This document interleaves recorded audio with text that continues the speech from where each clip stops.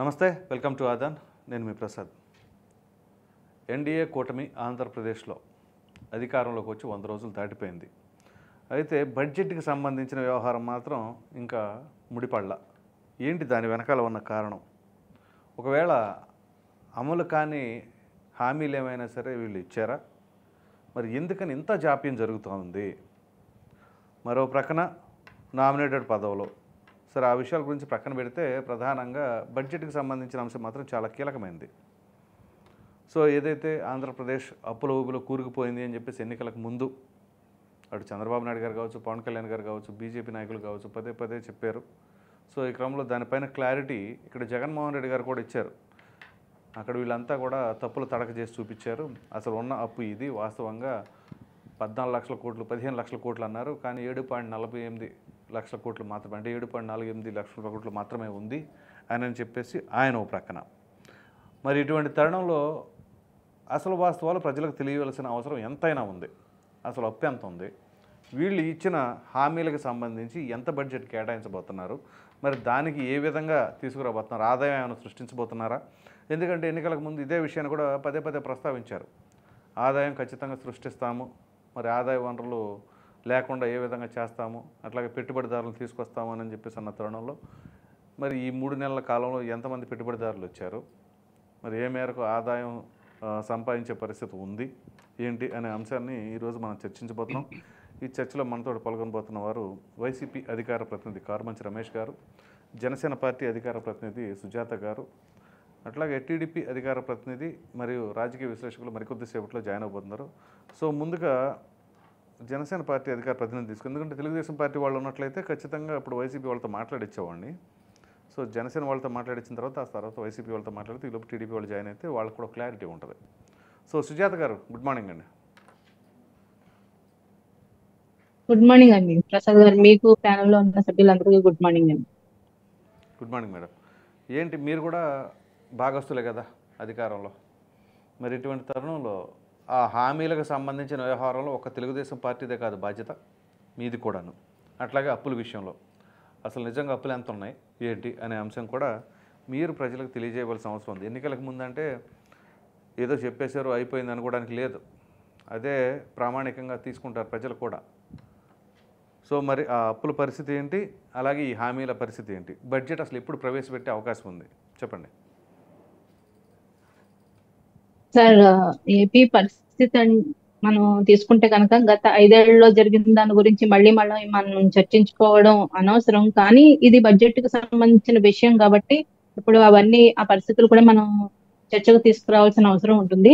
ప్రతి శాఖలోనూ విపరీతంగా అవినీతి జరిగిందని, అలాగే ఆ ఏదైతే గత ప్రభుత్వ ఆస్తులు కానీ, అలాగే ప్రభుత్వానికి సంబంధించిన భూములు కానీ అన్ని బ్యాంకుల్లో తాకట్టు పెట్టి వాళ్ళు రుణాలు తీసుకున్న పరిస్థితి కూడా అందరికీ తెలిసిందే. సో మనం అప్పుల కుప్పగా ఉన్న ఆంధ్రప్రదేశ్ కి ఈ రోజు బడ్జెట్ ప్రవేశపెట్టడం అనేది ఒక తలకమించిన భారం అనే చెప్పొచ్చు. అలాగే కూటమి నేతలకి ఈ బడ్జెట్ ప్రవేశపెట్టే విషయంలో వాళ్ళు దాని మీద వర్కౌట్ చేస్తున్నారు. త్వరలోనే బడ్జెట్ కూడా మనకి అసెంబ్లీ సమావేశాల్లో ప్రవేశపెట్టే అవకాశం ఉంది సార్. ఎందుకంటే ఇక్కడ మనం చూసుకోవాల్సింది ముఖ్యంగా విద్య, వైద్యం, అలాగే ప్రజలకు సంబంధించిన వసతి, వీటి ఏవైతే మౌలిక వసతులు ఉన్నాయో ఫస్ట్ మౌలిక సౌకర్యాలు కల్పించి మిగిలిన వాటికి కూడా ఖచ్చితంగా బడ్జెట్ లో కేటాయింపులు జరుగుతాయి. అలాగే కేంద్ర ప్రభుత్వం నుంచి మనం ఏపీ ప్రభుత్వానికి ఈసారి బడ్జెట్ లో మంచిగానే మనకి వెసులుబాటు కల్పించి వాళ్ళు మనకి అంటే ఎప్పుడు ప్రతి సంవత్సరం కేటాయించేదానికంటే ఈసారి బాగానే మనకి ఏపీకి ఇవ్వడం జరిగింది. అలాగే ఏదైతే కేంద్ర ప్రభుత్వం, రాష్ట్ర ప్రభుత్వం సమన్వయంతో నడిచే పథకాల్లో కూడా మ్యాచింగ్ గ్రాంట్ విషయంలో కూడా పవన్ కళ్యాణ్ గారు కానీ, అటు చంద్రబాబు నాయుడు గారు కానీ కేంద్ర ప్రభుత్వ పెద్దలకి మన రాష్ట్ర పరిస్థితిని వివరించి వాళ్ళ మ్యాచింగ్ గ్రాంట్ విషయంలో కూడా మనకు రావాల్సిన దానికంటే అంటే 75% వాళ్ళు 25% మనం అట్లా వేసుకునే దగ్గర కూడా 85%, 90% వాళ్ళని కొన్ని శాఖల్లో అడిగారు సార్ బడ్జెట్ విషయంలో. అలాగే ఖచ్చితమైన హామీని కూడా పొందారు. మన రైల్వేకి సంబంధించిన కానీ, అలాగే పోలవరం పూర్తి చేస్తామని చెప్పడం కానీ, వాళ్ళు విశాఖ రైల్వే జోన్ కి వాళ్ళు రైల్వే జోన్ కేటాయిస్తామని చెప్పడం కానీ, దానికి సంబంధించిన భూములు కూడా ప్రభుత్వం చూపిస్తామని చెప్పి హామీ ఇవ్వడం జరిగింది. స్టీల్ ప్లాంట్ విషయంలో కూడా మనకి నిధులు కేటాయించారు. అలాగే ఆ పేదల ఇళ్ల నిర్మాణానికి కూడా గవర్నమెంట్ నుంచి ఖచ్చితంగా మనకి స్టేట్ గవర్నమెంట్ నుంచి కానీ సెంట్రల్ గవర్నమెంట్ నుంచి వచ్చే ఫండ్స్ మ్యాచింగ్ గ్రాంట్స్ ఇచ్చి దాంట్లో కూడా అలాగే మనం ముందుకు తీసుకెళ్లాలనుకుంటున్నారు. సో ఈ లోపే చంద్రబాబు నాయుడు గారు కానీ పవన్ కళ్యాణ్ గారు కానీ వారి వారి శాఖల్లో మిగిలిన ఇప్పుడు పంచాయతీరాజ్ శాఖ కానీ అటవీ శాఖ కానీ పవన్ కళ్యాణ్ గారు తీసుకున్న శాఖల్లో ఆయన కేంద్ర ప్రభుత్వం నుంచి నిధులు తెచ్చుకోవడం, అలాగే ఇక్కడున్న నిధులు కూడా అంటే ముందు ఏవైతే ఎమర్జెన్సీ ఉందో ఇదివరకు మనం చూసుకున్నాం గత 5 ఏళ్లలో ఫస్ట్ తారీఖు కూడా జీతాలు రాని పరిస్థితి ఉద్యోగులకి. అలా లేకుండా ఈసారి ఈ గవర్నమెంట్ వచ్చిన తర్వాత ఫస్ట్ తారీఖు కల్లా జీతాలు పడిపోతున్నాయి. అలాగే ఈ ఏదైతే పెన్షన్ పథకాలు ఉన్నాయో ఫస్ట్ తారీఖుకి మొత్తం అందరికి 99.9% మొత్తం అందరికి పెన్షన్ అందించేస్తున్నారు. ఏదైతే హామీ ఇచ్చారో ఆ హామీ ప్రకారం వచ్చిన మొదటి నెల నుండే 3,000 కూడా కలిపి 7,000 ఇవ్వడం జరిగింది. అలాగే ప్రతి నెల వాళ్ళు 4,000 రూపాయలు పెన్షన్ ఇస్తున్నారు. సూపర్ 6 హామీలు ఏవైతే ఉన్నాయో అవి కూడా ఖచ్చితంగా అమలు చేస్తాం సార్. బడ్జెట్ లేదని చెప్పి వాటిని ఇచ్చిన హామీలను వెనక్కి తీసుకునే పరిస్థితి అయితే ఖచ్చితంగా లేదండి. ఒక్కొక్కటి అంటే కంగారు పడిపోయి అమలు చేసేసి మళ్ళీ నిధులు లేవని చెప్పేసి ఆపేసి ఇలా కాకుండా దాని మీద ఒక స్టడీ చేసి దాంట్లో ఎటువంటి పొరపచ్చాలు లోటుపాట్లు జరగకుండా, అలాగే దాంట్లో అంటే అర్హత ఉన్న వాళ్ళకి కాకుండా వేరే వాళ్ళకి ఈ పథకం డబ్బులు ట్రాన్స్ఫర్ అయిపోకుండా అన్ని సరైన జాగ్రత్తలు తీసుకుని ఈ సూపర్ 6 పథకాలన్నీ అతి త్వరలో ప్రారంభిస్తారు సార్. ఈ దసరా కొన్ని పథకాలు ప్రారంభమవుతాయి. ఈ ఇయర్ ఎండింగ్ కల్లా ఖచ్చితంగా మిగిలిన పథకాలన్నీ ప్రారంభించే యోచనలోనే ఉన్నారు. దాని మీద స్టడీ చేస్తున్నారు సార్. ఇప్పుడు ఉదాహరణకు తీసుకుంటే కనుక చెప్పండి మీరు సుజాత గారు, తలకు మించిన భారం అని చెప్పేసి మీరు ఇందాక మాట్లాడారు. సో ఏదైతే ఎన్నికలకు ముందు ఇన్ని లక్షల కోట్ల అప్పు ఉందన్నారు, సరే నిజంగానే మీరు చెప్తున్న విధానంగా అన్ని లక్షల కోట్ల అప్పు ఉన్నప్పుడు ఎక్కువగా చూపిస్తే అక్కడ ఎక్కువ అప్పు చూపించి అట్ ద సేమ్ టైం ఇక్కడ పథకాలు కేటాయించడానికి కూడా మరి బడ్జెట్ కేటాయించాలి, ఇవన్నీ కూడా తెలియకుండానే ముందు హామీలు ఇచ్చేస్తారా? అందులో రాజకీయంలో సుదీర్ఘ అనుభవం ఉన్న చంద్రబాబు నాయుడు గారు ఉన్నారు, చెప్పండి.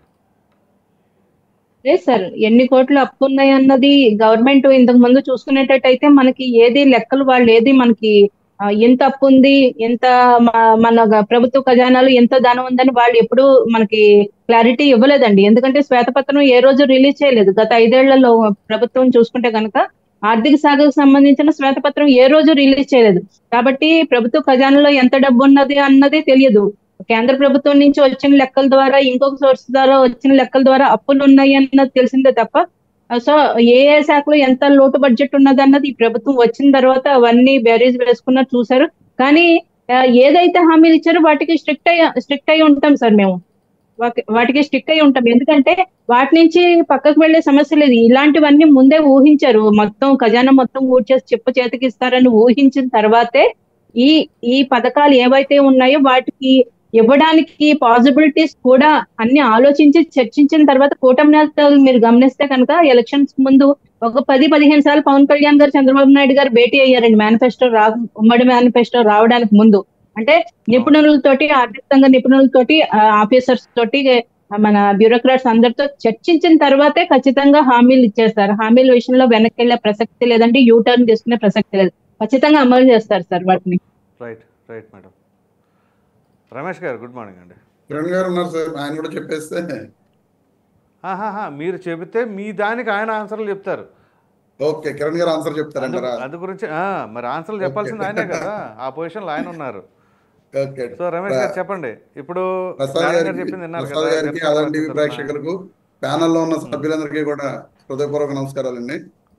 ఇప్పటివరకు జనసేన ప్రతినిధి మేడం గారు చాలా చక్కగా అసలు వాళ్ళ ప్రభుత్వం అన్ని చేసేస్తున్నట్లుగా లేకపోతే చేయబోతున్నట్లుగా చాలా చక్కగా చెప్పారు. అదేనండి, చేయబోతున్నట్లుగా అంటే మేడం దాంట్లో అలా కాదు. మీరు చూసారు లేదు, స్టీల్ ప్లాంట్ విషయంలో నిధులు కేటాయించారని చెప్పారు. మరి ఎక్కడ ఎంత అమౌంట్ వచ్చింది అనేది ఎవరికి తెలియదు. అలాగే దసరాకి కొన్ని పథకాలు ఇస్తున్నా ఉన్నారు. దసరా ఇంకో వారం రోజుల్లో 10 రోజుల్లో ఉంది. ఒక్క పథకం కూడా దసరా రోజున ఇవ్వట్లేదు. అంటే నేను మేడం గారు చెప్పిన వాటిలో కొన్ని స్టీల్ ప్లాంట్కి అసలు ₹1 కూడా ఇవ్వలేదు కదండి. అలాగే అమరావతికి ఇచ్చినది కూడా 15,000 కోట్ల రూపాయలు అప్పు తప్ప ఎక్కడా కూడా గ్రాంట్ కాదు సెంటర్ నుంచి. అలాగే కేంద్ర సార్ ప్రభుత్వం 15,000 కోట్లు ఆల్రెడీ వచ్చినాయి స్టీల్ ప్లాంట్ ఏమీ కి, మళ్ళీ రాలేదండి ఇంకొక మేడం. 25,000 ప్రసాద్ గారు మీరు 15,000 కోట్లు చెప్పమనండి. ఆల్రెడీ 15,000 కేటాయించారు కోట్లు సార్. వచ్చినాయి, 15,000 15,000 కోట్ల కోట్లు రూపాయలు వచ్చినాయి, వచ్చినాయి. ఇంకొక 25,000 కోట్లకు సుజాత కూడా గారు, గ్రాంట్ మంజూరు అయింది సార్. సుజాత గారు 15,000 కోట్ల రూపాయలు వచ్చినాయి అని చెప్పి ప్రసాద్ గారిని చెప్పమనండి. ఏది గ్రాంట్ గా? ఎక్కడా కూడా గ్రాంట్ గా అవును సార్, రాలేదు. క్లియర్ గా అది అప్పు అని చెప్పి 15,000 కోట్లు గ్రాంట్ సెంట్రల్ అయింది సార్. మినిస్టర్ గారు, ఎనీ ఎవిడెన్స్? ఒకసారి మీరు central finance central minister evidence? చెప్పడం సెంట్రల్ జరిగింది. మినిస్టర్ గారు చెప్పిన మీకు వీడియో కావాలని నేను పంపిస్తాను ఇంకా సార్. వీడియోలో ఇవన్నీ వేస్ట్ మేడం గారు క్లియర్ గా వీడియోలు కాదు సార్, వీడియోలో వాళ్ళు చెప్పడం కాదు గ్రాంట్ మేడం అది. చేశారని, గ్రాంట్ Central చేసిన finance నిధులు మినిస్టర్ గ్రాంట్ నిర్మలా చేశారని చెప్పి సీతారామన్ గారు, చూపించిన పత్రాలు ఇది సార్. వరల్డ్ బ్యాంక్ నుంచి మేము ఇప్పిస్తున్న అప్పు, కానీ కౌంటర్ గ్యారంటీ అనేది సెంట్రల్ గవర్నమెంట్ ఇస్తుంది, ఈ అప్పుని స్టేట్ గవర్నమెంటే చెల్లించుకోవాలి అని చెప్పి క్లియర్ గా central finance minister Nirmala Sitharaman గారు చెప్పడం జరిగింది. ఇంకా మీ ఉప ముఖ్యమంత్రి పవన్ కళ్యాణ్ గారు స్టేట్ నుంచి సెంట్రల్ కి మ్యాచింగ్ గ్రాంట్స్ పెంచడం కోసం ప్రయత్నం చేస్తున్నారు, అవి కూడా వస్తాయని చెప్పి చెప్తున్నారు. ఎప్పుడు కూడా మ్యాచింగ్ గ్రాంట్స్ లో మనం స్టేట్ ఇచ్చింది, అదే సెంట్రల్ మేము ఇంత ఇస్తాము అని చెప్పిన దానికే ఫిక్స్ అయి ఉంటుంది తప్ప, ఎందుకంటే మన స్టేట్ ఒక దాంట్లోనే పెంచితే మిగతా స్టేట్స్ అన్ని కూడా అడుగుతాయి. సో ఎట్టి పరిస్థితుల్లోనూ మ్యాచింగ్ గ్రాంట్స్ విషయంలో ఎక్కడా కూడా పర్సెంటేజ్లు పెంచడం అనేది జరగదు. ఇక ప్రసాద్ గారు మన బడ్జెట్ విషయానికి వస్తే క్లియర్ గా జగన్మోహన్ రెడ్డి గారి మేడం గారు చెప్పడం జరిగింది, ప్రతి శాఖలో అవినీతి జరిగింది, లేకపోతే మేము ఈ పాటికే బడ్జెట్ ప్రవేశపెట్టి ఉండేవాళ్ళం అని చెప్పి. ఈ రోజుకి ప్రభుత్వం వచ్చి జూన్ 4వ తారీఖున గెలిచిన డేట్ చూసుకుంటే 116 రోజులు. అదే జూన్ 12వ తారీఖు చంద్రబాబు నాయుడు గారు ప్రమాణ స్వీకారం చేసిన డేట్ చూసుకుంటే కన్సిడర్ చేయండి. అది చూసుకుంటే 106 రోజులు. క్లియర్ గా ఈ రోజుకి 106 రోజులు ప్రభుత్వం అధికారంలోకి వచ్చి రావడం జరిగింది. ఈ రోజు వరకు బడ్జెట్ ప్రవేశపెట్టలేకపోయింది ఈ ప్రభుత్వం. ఎందుకంటే ఎక్కడ ఒకసారి దాఖలాలు నాకు తెలిసి ఎక్కడా లేవు, ఎక్కడా లేవు. క్లియర్ గా చంద్రబాబు నాయుడు గారు ఎన్నికలకు ముందు 14 లక్షల కోట్ల అప్పు ఉందని చెప్పి ఊరు వాడ టాంటం వేసి చెప్పి ఆంధ్ర రాష్ట్ర ప్రజలను మోసగించి జగన్మోహన్ రెడ్డి గారి మీద అబద్ధాలు చెప్పడం జరిగింది. ఆ తర్వాత గవర్నర్ గారి స్పీచ్ లో 10 లక్షల కోట్ల రూపాయలు మాత్రమే అప్పు ఉందని చెప్పి ఆయన చేత చెప్పించడం జరిగింది. జగన్మోహన్ రెడ్డి గారు ఆయన వైట్ పేపర్స్ రిలీజ్ చేసిన రోజున 9 లక్షల కోట్ల రూపాయలు అప్పు ఉందని చెప్పి చంద్రబాబు నాయుడు గారు చెప్పడం జరిగింది. కానీ జగన్మోహన్ రెడ్డి గారు ఆ వైట్ పేపర్ మీద పెట్టిన ప్రెస్ మీట్ లో క్లియర్ గా చెప్పారు 7,48,000 కోట్ల రూపాయలు మాత్రమే ఉంది. దీన్ని కాదని చెప్పి చంద్రబాబు నాయుడు గారు ప్రూవ్ చేయగలిగితే ప్రూవ్ చేయొచ్చు మేము క్లియర్ గా. ఆ తర్వాత బుగ్గన రాజేంద్రనాథ్ రెడ్డి గారు కూడా క్లియర్ గా చెప్పడం జరిగింది, ఎక్కడా ఇంతకు మించి మేము డీవియేట్ FRBM లిమిట్స్ కి లోబడి మాత్రమే మేము అప్పులు చేసాం, ఎక్కడా కూడా ఏ యొక్క గవర్నమెంట్ లాకి యాంటీగా మేము చేసిన అప్పు ఎక్కడా లేదని చెప్పి క్లియర్ గా బుగ్గన రాజేంద్రనాథ్ రెడ్డి గారు అప్పుడు ఫైనాన్స్ మినిస్టర్ గారు కూడా ప్రెస్ మీట్ పెట్టి బుగ్గన గారు ఉన్నారు సార్, మొన్న కూడా ప్రెస్ మీట్ పెట్టారు కదా తిరుమల తిరుపతి లడ్డు దాని మీద పెట్టి చెప్పడం జరిగింది. సో మా ప్రభుత్వం నుంచి ఎక్కడా కూడా ఎటువంటి డీవియేషన్స్ లేకుండా ఆంధ్రప్రదేశ్ బడ్జెట్ ని ప్రవేశపెట్టడం జరిగింది. బడ్జెట్ ని ఏ విధంగా ప్రవేశపెట్టామో ఆ రకంగానే మేము ఇస్తామన్న నవరత్న పథకాలు కూడా 5 ఏళ్లు అమలు చేసి చూపించడం జరిగింది. కానీ ఈ ప్రభుత్వం వచ్చిన తర్వాత ఈ రోజుకి వాళ్ళు ఇస్తామన్న తెలుగుదేశం పార్టీ వాళ్ళు చెప్పిన సూపర్ 6 పథకాలు కానీ, జనసేన పార్టీ వాళ్ళు చెప్పిన సూపర్ 6 షణ్ముఖ వ్యూహం, ఆయన పవన్ కళ్యాణ్ గారు షణ్ముఖ వ్యూహం అని చెప్పి ఆయన కొన్ని పథకాలు చెప్పడం జరిగింది. అవి కానీ ఈ రోజు వరకు ఆ రెండిట్లో ఒక్క పథకం కూడా వీళ్ళు అమలు చేసిన పాపాన పోలేదు. వాళ్ళు చెప్తున్నారు పెన్షన్ ఇచ్చారు, పెన్షన్ అనేది సూపర్ 6 లో పథకం కాదు సార్, నేను క్లియర్ గా చెప్తున్నా. మీరు పెన్షన్ ఇచ్చారు, మరి డొక్కా సీతమ్మ ఆహార పథకం పెట్టారు. యొక్క వాళ్ళు డిక్లేర్ చేసిన మేనిఫెస్టోలో పేజ్ ఇది సూపర్ 6 పథకాలు. వాళ్ళు చెప్పింది ఏంటి సార్, యువతకు 20 లక్షల ఉద్యోగాలు లేదా నెలకు 3,000 రూపాయల భృతి, నిరుద్యోగ భృతి, అదొకటండి. రెండవది స్కూల్కి వెళ్ళే ప్రతి పిల్లవాడికి 15,000 రూపాయలు సంవత్సరానికి ఇస్తామని చెప్పారు రెండోది. మూడవది రైతు భరోసా కింద 20,000 రూపాయలు రైతుకు ప్రతి ఏటా 20,000 రూపాయలు ఇస్తామని చెప్పారు. 4 3 గ్యాస్ సిలిండర్లు ప్రతి మహిళకు సంవత్సరంలో ఇస్తామని చెప్పారు. 5 మహిళలకు ఉచిత బస్సు ప్రయాణం. 6 ప్రతి మహిళకి ప్రతి నెల 18 ఏళ్ళు నిండిన ప్రతి మహిళకి 1,500 రూపాయలు వేస్తామని చెప్పారు. ఈ 6 సూపర్ 6 పథకాలు తప్ప పెన్షన్ ఇచ్చాం మేము అలా చెప్పుకుంటూ పోతే 50 ఏళ్ళు నిండిన ప్రతి బీసీ వాళ్ళకి కూడా, బీసీకి చెందిన ప్రతి ఒక్కరికి కూడా వీళ్ళు పెన్షన్ ఇస్తామన్నారు. అదేమి ఇవ్వాల. అలాంటి పథకాలు చాలా ఉన్నాయండి. అవన్నీ చెప్పుకుంటూ వెళ్తే చాలా పథకాలు చెప్పాల్సి వస్తుంది. కానీ నేను క్లియర్గా మాట్లాడుతుంది ఓన్లీ వాళ్ళు చెప్పిన సూపర్ 6 పథకాల గురించి, అలాగే జనసేన పార్టీ వాళ్ళు చెప్పిన సూపర్ 6 షణ్ముఖ వ్యూహం గురించి తప్ప వేరే పథకాల గురించి నేనేమీ చెప్పట్లేదు సార్. ఈ పథకాలలో ఒక్క పథకం కూడా వాళ్ళు అమలు చేసింది ఇప్పటి వరకు లేదు. అలా అది అమలు చేయాలంటే బడ్జెట్ పెట్టాలి. బడ్జెట్ ప్రవేశపెడితే అలొకేషన్స్ చెప్పాలి. ఆ అలొకేషన్స్ చెప్తే వీళ్ళు చెప్పినవన్నీ అబద్ధాలు అనేది క్లియర్గా తెలిసిపోద్ది. ఆ రోజున మళ్ళీ మేమందరం కూడా ఇదిగో ఆ రోజు 9 లక్షల కోట్లు, 10 లక్షల కోట్లు, 14 లక్షల కోట్లు అన్నారు. ఈ రోజున చూస్తే ఇంతే అప్పు ఉంది. వీళ్ళు ఈ పథకానికి ఎంత అలొకేషన్ చేశారు, లేకపోతే ఈ శాఖకి ఎంత అలొకేషన్ చేశారు. ఎడ్యుకేషన్ డిపార్ట్మెంట్ రేపు తల్లికి వందనం ప్రకటిస్తే సుమారు 50,000, 60,000 కోట్లు కావాలి. కానీ దానికి 10,000, 20 కోట్లు అలొకేషన్ పెట్టారనుకోండి, ఈ అలొకేషన్ ఇంత పెడితే రేపొద్దున ఈ పథకం మీరు ఎలా అమలు చేస్తారని చెప్పి మేము ప్రశ్నించడం జరుగుద్ది. ఇవన్నీ కూడా అవాయిడ్ చేయడం కోసం క్లియర్గా చంద్రబాబు నాయుడు గారు ఓట్ ఆన్ అకౌంట్ బడ్జెట్ ప్రవేశపెట్టి 4 నెలలు అని చెప్పారు. ఆ రోజున ఓట్ ఆన్ అకౌంట్ బడ్జెట్ మేము 4 నెలలకి ప్రవేశపెడుతున్నాం, కానీ పూర్తి బడ్జెట్ 2 నెలల్లో ప్రవేశపెట్టేస్తామని చెప్పారు. ఆ 2 నెలలు కూడా అయిపోయింది, అయినా సరే ఆయన ప్రవేశపెట్టలేదు.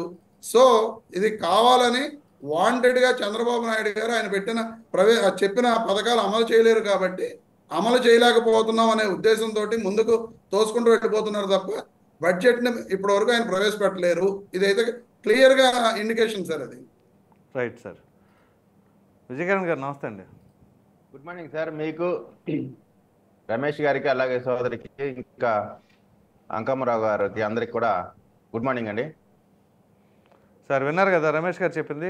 బడ్జెట్కి సంబంధించి ఎందుకని జాప్యం అవుతుంది అని అంటే వాళ్ళ వర్షన్ ఏంటి అంటే లేని అప్పులు ఉన్నట్లుగా చూపించారు ఒకటి, ఇక తర్వాత సాధ్యం కాని హామీలను ఇవ్వటం, బడ్జెట్ కేటాయించలేకపోవడం.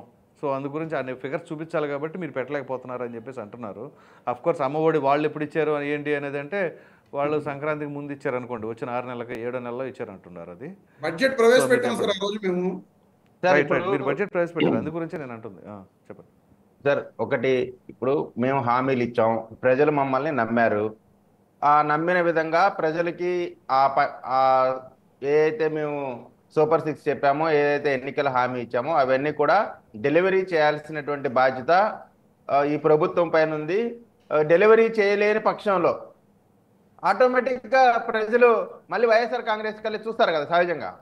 అయితే వీళ్ళు ముందే ఎందుకు భయపడి ముందే మా మీద బురద జల్లుతున్నారంటే చంద్రబాబు నాయుడు గారికి ఉండేటువంటి విజన్తో, అదేవిధంగా అటు కేంద్రంలో ఉన్నటువంటి సపోర్ట్తో ఖచ్చితంగా మేము ఈ పథకాలు అమలు చేసి తీరుతాము, దాంట్లో నో డౌట్. ఇంకొక విషయం, ఎక్కడో ప్రశ్నిస్తాము అంటున్నారు. మీరు ప్రశ్నిస్తానికి ఎక్కడ ప్రశ్నిస్తారు? మీరు అసెంబ్లీకే రారు, మీరు ఇంకా మమ్మల్ని ఎక్కడ ప్రశ్నిస్తారు? మీరు ప్రశ్నించినా ప్రశ్నించకపోయినా మా బాధ్యత మాకు తెలుసు. మేము ఇచ్చిన హామీల ప్రకారం ఖచ్చితంగా ఏ విధంగా అయితే పెన్షన్కి 3 నెలల ముందుకు సంబంధించి నెలకు 1000 రూపాయల చొప్పున పెంచి, అదేవిధంగా పెంచిన 4,000 కలిపి 7,000 ఇస్తా అన్నాము, అదేవిధంగా ఇప్పటి వరకు మనం ఇంకా పూర్తి బడ్జెట్ పెట్టలేదు, నెక్స్ట్ పెట్టబోతా ఉన్నాం. బడ్జెట్ పెట్టడానికి భయం అంటే 5 సంవత్సరాలు బడ్జెట్ పెట్టకుండా రాష్ట్ర ప్రభుత్వం ముందుకు వెళ్తుందా? ఇది తప్పు కదా.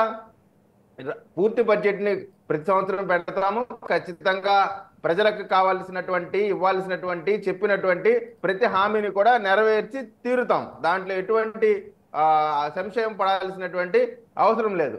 ఇక రాష్ట్రానికి గతంలో మనం చూసాం, చట్ట ప్రకారం సప్లాన్ నిధుల్ని డైవర్ట్ చేశారు.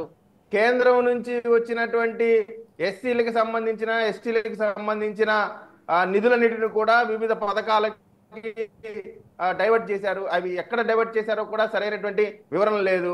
ఇప్పుడు మా ప్రధానమైనటువంటి డిమాండ్ ఏమంటే, గతంలో ఏవైతే ఎస్సీలకు సంబంధించిన నిధులు పక్కదారి పట్టినా వాటి మీద విచారణ చేయాలా. అది ఆ అధికారులు ఎవరైతే, ఎందుకంటే అది చట్టం అండి, ఏదో నా ఇష్ట ప్రకారం, లేదా జగన్మోహన్ రెడ్డి గారి ఇష్ట ప్రకారం, లేదో చంద్రబాబు నాయుడు గారి ఇష్ట ప్రకారం ఆ బడ్జెట్ అలొకేషన్స్ ని పక్కకు పంపించడానికి అధికారం లేదు. కాబట్టి ఖచ్చితంగా గత 5 సంవత్సరాల్లో మా నిధుల్ని ఏవైతే పక్కదారి పట్టించారో మాకు ఒక్క రూపాయి, పేరుకి మాత్రం కార్పొరేషన్లు అండి. ఎప్పుడన్నా మనం చూసామా? ఎస్సీ కార్పొరేషన్ అని పేరుకు పెట్టి కనీసం ఒక్క చిల్లి కవ ఎవరికి రుణ సదుపాయం కల్పించలేకపోయారు. అత్యంత దారుణమైనటువంటి అంటే పేదలు సహజంగా పైకి రావాలంటే వాళ్ళకి భూమి ఉండాలి. అటు ఉచిత భూమి కొనుగోలు పథకాన్ని తీసేశారు, మా 27 పథకాలు తీసేశారు. అదేవిధంగా బీసీలకు సంబంధించిన ఇబ్బంది పెట్టారు, మైనార్టీలకు సంబంధించి అంటే ఈ అన్ని వర్గాలకు సంబంధించిన నిధుల్ని ఒక అనుభవం లేకపోవటం వల్ల డబ్బులన్నింటినీ కూడా ఎక్కడ అభివృద్ధి లేకుండా ఇక్కడ ప్రధానమైన సమస్య ఏంటంటే అప్పులే కాదండి, గత ప్రభుత్వం చేసిన అప్పులు కాదు, ప్రభుత్వం ఏదైతే పక్కకి వెళ్ళిపోతా ఉందో వాళ్ళ టెన్యూర్లో సంపదను ఏ విధంగా సృష్టించారు, గత ప్రభుత్వం తాలూకు పెట్టుబడుల ద్వారా ఈ రాష్ట్రానికి రాబోయే 5 సంవత్సరాలు ఏ విధమైనటువంటి ఆర్థిక వనరులు తిరిగి ఖజానాకు వస్తాయి అనేటువంటి దాని మీద ఎక్కడ కూడా వారు క్లారిటీ లేకపోవటం, మద్యం మీద పెట్టినటువంటి ఒక ప్రైవేట్ వ్యక్తికి ఇచ్చి పిచ్చి మద్యం పెట్టి ఆ డబ్బులను కూడా క్యాష్ రూపంలో తీసుకొని అనేకమైనటువంటి స్కాములు చేసేటటువంటి పరిస్థితి. ఇసుకు సంబంధించి కూడా మీరు చూశారు ఏ విధంగా జరిగిందో. అంటే వ్యక్తులకి ఆర్థిక లబ్ధి చేకూరే విధంగా పనిచేసింది తప్ప ప్రభుత్వానికి సంపద సృష్టించేటువంటి కార్యక్రమాలు చేయలేదు. కాబట్టి ఈ రోజున కొంత జాప్యం జరుగుతూ ఉంది. జాప్యం జరిగినంత మాత్రాన మేము పథకాలు ఇయ్యమని కాదు, మీరు 1000 రూపాయల పెన్షన్ పెంచడానికి 5 సంవత్సరాలు పట్టింది. మీరు ఏదైతే మాట ఇచ్చి వృద్ధులకు పెన్షన్ పెంచుతామన్నారో 1000 రూపాయలు, కేవలం 1000 రూపాయలు పెంచడానికి 5 సంవత్సరాలు పట్టినప్పుడు మేము 1000 రూపాయలని ఒకేసారి పెంచి గతంలో పెంచుతామన్నటువంటి 3000 కూడా కలిపి 7000 ఇచ్చినటువంటి గొప్ప నాయకుడు చంద్రబాబు నాయుడు గారు. అదే విధంగా కదా మీరు చేయలేము అన్న పనిని మేము చేసి చూపించాము. రాబోయే రోజుల్లో కూడా మీరు ఏదైతే ఈ సూపర్ 6 ఉన్నాయో ఆ సూపర్ 6ని కూడా 100కి 100 రూపాయలు ఇంప్లిమెంట్ చేసి ప్రజలతోనే కాదు వైఎస్ఆర్సీపీ నాయకులతో కూడా శభాష్ చంద్రబాబు నాయుడు గారు అనిపించుకునే విధంగా పని చేయబోతా ఉన్నాం. అయితే మీరు పాయింట్ అన్నారు, ఒకవేళ మీరు అమలు చేయలేకపోతే వైసీపీకే బెనిఫిట్ అని చెప్పేసి, అది వైసీపీకి బెనిఫిట్ అవుతుందా మీకు లాస్ అవుతుందా వాటి గురించి కాదు, ప్రజలకి ఇచ్చిన హామీ, ప్రజలు మరి ఆ 5 సంవత్సరాలు విలువైన 5 సంవత్సరాల కాలం దాన్ని ఎవరికి ఇస్తారు? ఒకటి అదే చెప్తున్నా ఉన్నా, ఒక నిమిషం మీరే చెప్తారు కానీ దాని తర్వాత ఏదైతే అప్పులకు సంబంధించిన వ్యవహారం ఎన్నికలకు ముందు ఇన్ని లక్షల కోట్లు అన్ని లక్షల కోట్లు అని చెప్పేసి అన్నారు. మరి దాని తర్వాత జగన్మోహన్ రెడ్డి గారు 7.48 లక్షల కోట్లు మాత్రమే అని చెప్పేసి ఆయన డైరెక్ట్గా ప్రెస్ మీట్ పెట్టి చెప్పారు. మరి దానికి ఏం సమాధానం చెప్తారు సార్? ఇప్పుడు మీరు అందుకే మీరు స్టార్టింగ్లో రమేష్ గారు చెప్పిన దానికి నేను చెప్పాను. ఇప్పుడు నేను నా కంటిన్యూషన్లో ఏం చెప్పానంటే, మేము 100కి 100 రూపాయలు అన్నీ అమలు చేసి తీరుతాము. ఈ గ్యాప్లో ఏమన్నా ఇవ్వలేకపోతే ఆ టెన్యూర్కి కూడా కలిపి ఈ ప్రభుత్వం ప్రజలకి మంచి చేయడానికే ప్రయత్నం చేస్తే తప్ప ఎక్కడ కూడా ప్రజల ద్వారా ప్రజలకి మేము నష్టం చేయాలనో లేదు వారికి ఇచ్చిన హామీని పక్కకు పోవాలనో, మేము పక్కకు పోతే మమ్మల్ని విశ్వసిస్తారా? విశ్వసించరు కదా. మా ప్రజల దగ్గర ఉన్న రాజకీయాల్లో మీకు తెలియదు కదా, రాజకీయాల్లో నమ్మకమే పెట్టుబడి. అటువంటి నమ్మకాన్ని మేము పోగొట్టుకోం కదా. గతంలో జగన్మోహన్ రెడ్డి గారు నమ్మకం కోల్పోయారు కాబట్టే కదా మా పైన నమ్మకం ఉంచారు. కాబట్టి ఈ నమ్మకాన్ని నిలబెట్టుకుంటాం. అందుకే చెప్తా ఉన్నా, ప్రజలే కాదు వైసీపీ వారు కూడా చంద్రబాబు నాయుడు గారిని ఈ ప్రభుత్వాన్ని పొగిడేలాగా మేము పనిచేస్తామని చెప్తా ఉన్నా. చేయండి. అప్పట్లాగా అంటే 2014 నుంచి 19 మధ్యలో ఏం చేశారు? మేనిఫెస్టోని వెబ్సైట్ నుంచి డిలీట్ చేశారు కదా, అట్లాంటి రైతు రుణమాఫీ ఇస్తానని చెప్పి 3-4 విడతలు కూడా ఎగ్గొట్టేశారు. అసలు జగన్మోహన్ రెడ్డి గారి ప్రభుత్వంలో జీవోలనే మీరు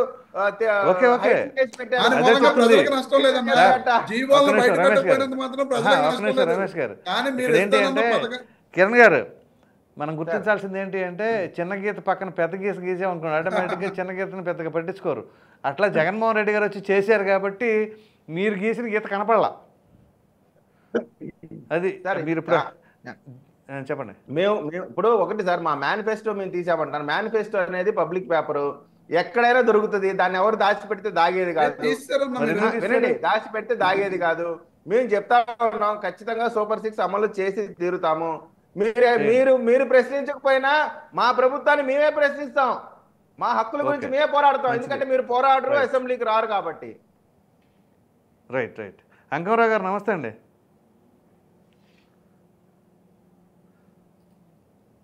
వస్తున్నాడు అంకమరావు గారు, వినిపిస్తుందండి నా వాయిస్? వినిపిస్తుందండి. నా వాయిస్ వినిపిస్తుందా మీకు? వినిపిస్తుంది సార్. సో ఏంటంటే, ఇదిగో ఆంధ్రప్రదేశ్ కొత్త ప్రభుత్వం ఏర్పడి 100 రోజులు దాటిపోయింది. కొత్త ప్రభుత్వం ఏం కాదులేండి, ఇక ప్రభుత్వం అంతే. సో ఎన్డీఏ అధికారంలో ఉంది. మరి బడ్జెట్ అయితే ఇంకా కేటాయించలేకపోతున్నారు. ఏంటి ఎవరి వర్షంలో మీరు వాళ్ళు చెప్తా ఉంటారు. ఇక మీరు ఒక జర్నలిస్ట్గా మీరు చెప్పండి సార్. అంటే ముందుగా ప్రసాద్ గారు, మీకు, రమేష్ గారికి, కిరణ్ గారికి, అలాగే శ్రీమతి మేడం గారికి అందరికి కూడా ముందుగా నా హృదయపూర్వక నమస్కారాంజలి. ఆదాన వీక్షకులకు నమస్కారం సార్. అందరికి కూడా శుభోదయం. ప్రసాద్ గారు, ఈ ప్రభుత్వం వచ్చి ఇప్పుడు 100 రోజులు పూర్తయిన సందర్భంగా నిస్సందేహంగా 2 నెలల తర్వాత బడ్జెట్ ప్రవేశపెడతామని అన్నారు. ప్రవేశపెట్టకపోవటం అనేది వాళ్ళకి ఎన్ని ఇబ్బందులు ఉన్నా కూడా దాన్ని అమలు చేయలేకపోవడం అనేది లోపమే, అందులో ఎలాంటి సందేహం కూడా ఏమి లేదు. చంద్రబాబు నాయుడు లాంటి అపారమైనటువంటి అనుభవం ఉన్నటువంటి వ్యక్తి ముఖ్యమంత్రిగా ఉన్న సందర్భంగా మరి అది ఎక్కడ ఎందుకు జరుగుతుందంటే మనకు తెలిసినంత వరకు 2 కారణాలు అయితే చాలా స్పష్టంగా ఉన్నాయండి. ఇప్పటికీ కూడా అంటే నాకు తెలిసినంత వరకు నాకు వచ్చిన సమాచారం మేరకు ఇప్పటికి కూడా చాలా శాఖల్లో ఎక్కడ ఏమేమి ఉన్నాయి అనే దానికి అప్పులు కావచ్చు, లేకపోతే వాళ్ళు చేసిన కార్యక్రమాలు కావచ్చు, వివరాలు ఇంకా అధికారులు అందజేయకపోవడం అనేది మాత్రం నిస్సందేహంగా వాస్తవం. అది మాత్రం అందరూ గుర్తుంచుకోవాలి. దాన్ని ప్రక్షాళన చేసే దిశగా వీళ్ళు ముందుకెళ్లే దాంట్లో కొంచెం ఈ వరదలు రావచ్చు, లేకపోతే వేరే కార్యక్రమాలు జరగవచ్చు, కొంచెం ఆలస్యం అయింది కూడా వాస్తవమే. అందులో ఎలాంటి సందేహం కూడా ఏమి లేదు. కాబట్టి ఇక్కడ మనం గమనించుకోవాల్సిన అంశం ఏంటంటే ఏ రాజకీయ పార్టీలైనా అధికారంలో రావడం కోసం అమలు కాని వాగ్దానాలు ఇస్తున్నాయి. ఈ రోజు దాదాపు అది ఆ పార్టీ ఈ పార్టీ లేదు, అన్ని పార్టీలకి వర్తిస్తాయి. కానీ వీళ్ళు ప్రకటించినటువంటి 6 పథకాలకు సంబంధించి ఈ రోజు ప్రజలు ఎదురు చూస్తున్నారు అనే దానికంటే కూడా ఒక్కోటి అమలు చేసుకెళ్తున్నారు. ఈ రాష్ట్ర ఆర్థిక పరిస్థితి ఏంటని చెప్పని ప్రజలు కూడా ఒకంత సమన్వయంతో ఉన్నమాట కూడా వాస్తవం. ఇది మనం రాజకీయంగా విమర్శించుకోకూడదు, కానీ వాస్తవ పరిస్థితులు ప్రజలు కూడా అర్థమైన తర్వాత వాళ్ళు కూడా ఒక్కొక్కటి జరుగుతూ ఉన్నాయి కదా. 3,000 రూపాయలది 4,000 రూపాయలు చేశాడు. ఈ రోజు 1వ తారీఖు 2వ తారీఖుల నాటికే అందరికీ అందుతూ ఉన్నాయి. సామాజిక పెన్షన్లు కావచ్చు, లేకపోతే ఉద్యోగస్తుల జీతాలు కావచ్చు, విశ్రాంతి ఉద్యోగస్తులకి పెన్షన్లు కావచ్చు అందుతూ ఉన్నాయి. గతంలో ఇది మాకు అందలేదు అని అనుకుంటున్నారు. రెండోది ఇంకో విషయం ఏంటంటే ఇక్కడ మనం గమనించుకోవాల్సిన అంశం ఏంటంటే గత 5 సంవత్సరాలు శుక్రవారం నాడు రిజర్వ్ బ్యాంక్ ఇండెంట్ పెట్టి మంగళవారం నాడు డబ్బులు తెచ్చుకున్న పరిస్థితి గత ప్రభుత్వంలో ఉన్నమాట వాస్తవం. కానీ ఇది 6వ వారం అనుకుంటాను. ఇప్పటి వరకు కూడా రిజర్వ్ బ్యాంక్ దగ్గర అప్పు తెచ్చుకోవట్లేదు. ఎలా దీన్ని కొనసాగిస్తున్నారు? గత 5 సంవత్సరాల్లో రాష్ట్రంలో జరిగినటువంటి పాలనాపరమైనటువంటి లోటుపాట్లన్నింటినీ కూడా సరి చేసుకుని ముందుకెళ్లే క్రమంలో భాగంగా ఒక్కొక్క అంశాన్ని బయటకు తీసుకొస్తూ ఆ అంశానికి సంబంధించి ప్రజలకు వివరిస్తూ ముందుకెళ్తున్నారు. అది మాత్రం అభినందనీయమే నిస్సందేహంగా. ఎందుకంటే చాలా మంది ఇక్కడ ప్రసాద్ గారు మీకు ఒక అంశాన్ని నేను ప్రస్తావించాలి. ఈ రోజు ఈ ప్రభుత్వం మీద సామాన్య ప్రజానీకం కావచ్చు, లేదంటే పార్టీ శ్రేణులు కాని వాళ్ళు కావచ్చు, వాళ్ళ దగ్గర పెద్ద వ్యతిరేకత అయితే లేదండి. కానీ ఎవరికి వ్యతిరేకత ఉందయ్యా అంటే ముఖ్యంగా తెలుగుదేశం పార్టీ శ్రేణులు, జనసేన పార్టీ శ్రేణులు మధ్యస్థంగా ఉండి బాధలు పడి హత్యలు గావించబడ్డ కుటుంబాలకు సంబంధించిన వాళ్ళు, ఆస్తులు ధ్వంసమైన వాళ్ళు, ఒక మాట బాధితులు నిస్సందేహంగా గత 5 సంవత్సరాలు ఉన్న బాధితులు మాత్రం ఈ ప్రభుత్వం మీద కోపంగా ఉన్నమాట మాత్రం వాస్తవం. అది సామాన్య ప్రజానీకం అది పథకాల గురించి కాదు, బడ్జెట్ గురించి కాదు, అసలు ఏమి వాళ్ళు ఆలోచించట్లేదండి. అసలు ప్రసాద్ గారు వాళ్ళు అసలు ఏమీ ఆలోచించట్లేదు. వాళ్ళు నేను చూసేలేండి.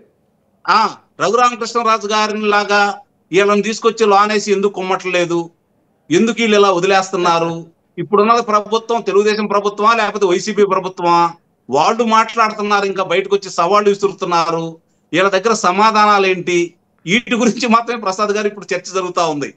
మిగిలిన విషయాల గురించి పట్టించుకోవట్లేదు. నిన్న ఈ జరుగుతున్న వాటికన్నిటి కూడా తెలుగుదేశం ప్రభుత్వాన్ని వరదలు కాపాడిని. ఇది ఒకటి మాత్రం గమనించాలి.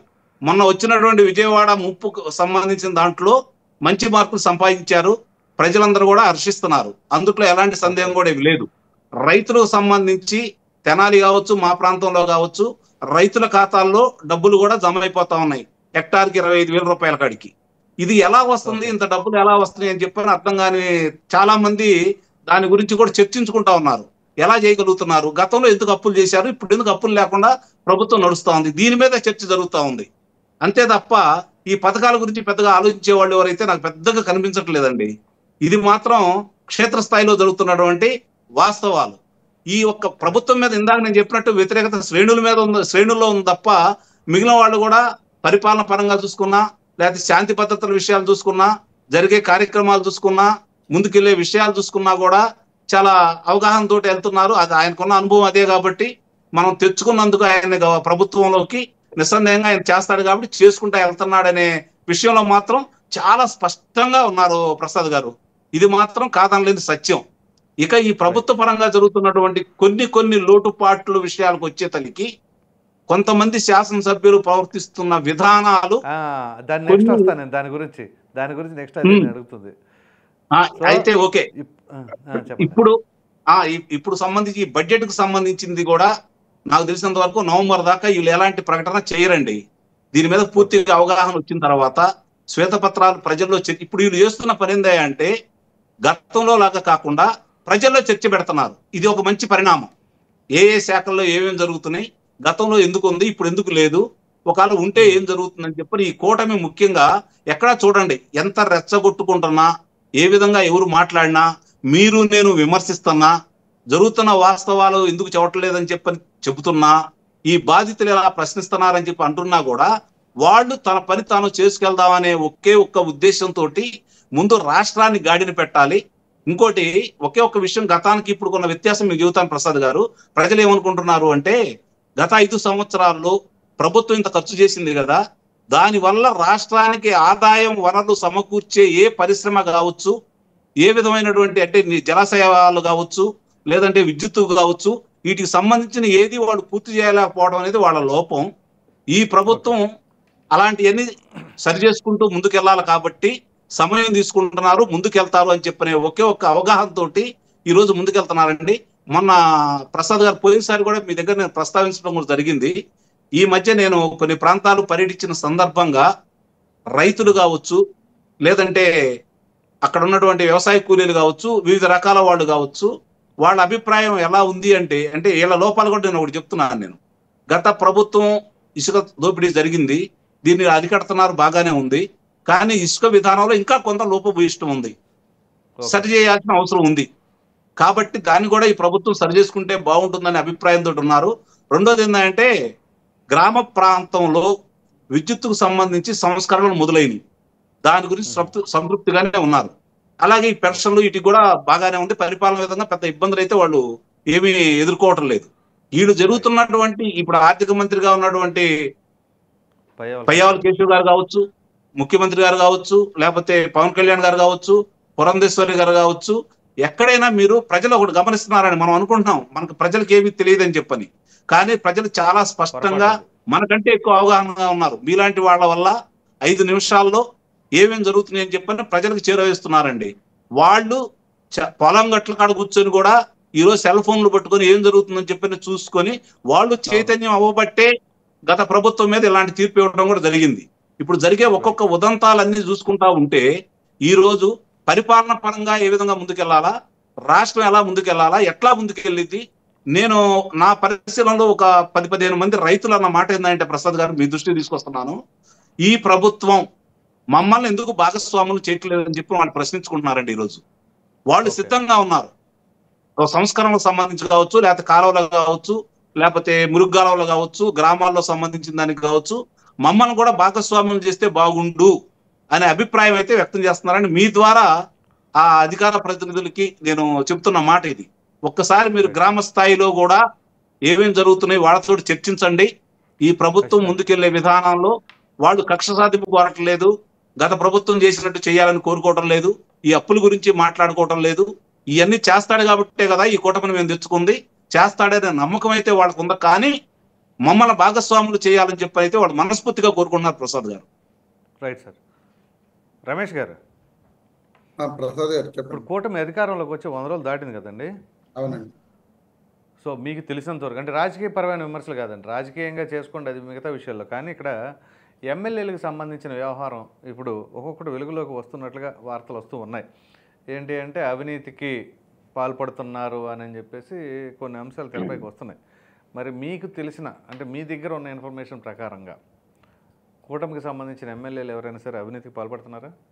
ఖచ్చితంగా అండి. ఇసుక, మట్టి అసలు బీభత్సం. ఇంకా ఆ విషయంలో రాజీ లేకుండా వాళ్ళు చేస్తున్న అవినీతి అంతా ఎంతో కాదండి. వాళ్ళ నేతలకే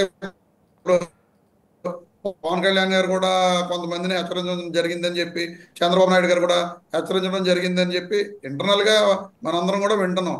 కానీ వాళ్ళు ఎంత హెచ్చరించినా యథేచ్ఛగా ఇసుక, మట్టి మాత్రం బీభత్సంగా జరుగుతున్నాయి. అతి త్వరలో మీరు మద్యం దాని మీద కూడా వింటారు. ఎందుకంటే ఈ షాప్స్ అన్ని కూడా మద్యం ప్రైవేట్ వాళ్ళకి వచ్చేస్తాయి కాబట్టి ఆ రోజున ఎమ్మెల్యేలు మా భాగస్వామ్యం ఏంటి, మాకు వచ్చే లెక్కలు ఏంటి అని చెప్పి ప్రతి చోట వాళ్ళు చేసే రుబాబులన్నీ కూడా ఆల్రెడీ తిరుపతిలో సిండికేట్ ఒక నేత కొడుకు నడిపారని చెప్పి చెప్పడం జరిగింది.